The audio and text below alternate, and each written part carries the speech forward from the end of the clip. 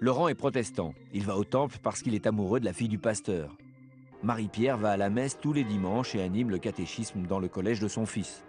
Slimane est musulman. Il fait le ramadan pour faire plaisir à sa mère, mais il ne croit pas vraiment en Dieu.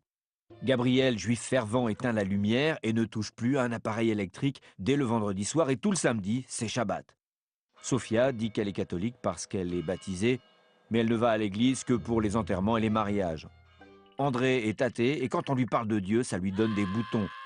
Georges se demande si Dieu existe et ça l'angoisse parce qu'il voudrait bien qu'il y ait quelque chose après la mort.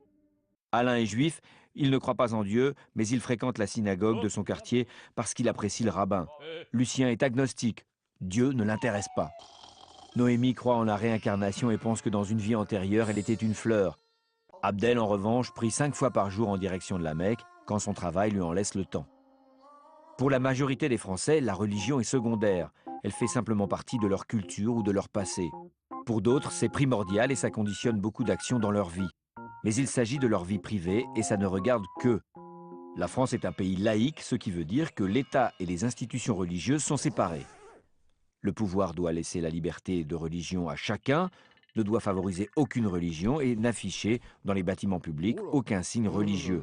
Les membres de la fonction publique doivent être totalement neutres en matière religieuse. C'est très particulier à la France et ça date de la fin du 19e et du début du 20e siècle. En 1880, Jules Ferry, ministre de l'Éducation, décide que l'école est obligatoire, gratuite et laïque. Avant cette date, c'était l'Église qui dominait l'éducation, et donc les consciences. En 1905, une majorité républicaine vote la séparation de l'Église et de l'État. L'État ne finance plus l'Église catholique, ne paie plus le clergé et ne considère plus le catholicisme comme la religion officielle du pays.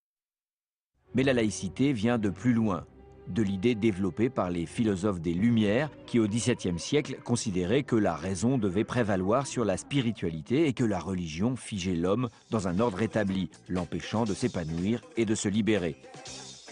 La Révolution de 1789 a été porteuse de cette idée et s'est faite contre la noblesse, mais aussi contre le clergé qui dominait la société depuis des siècles et réglait la vie des Français.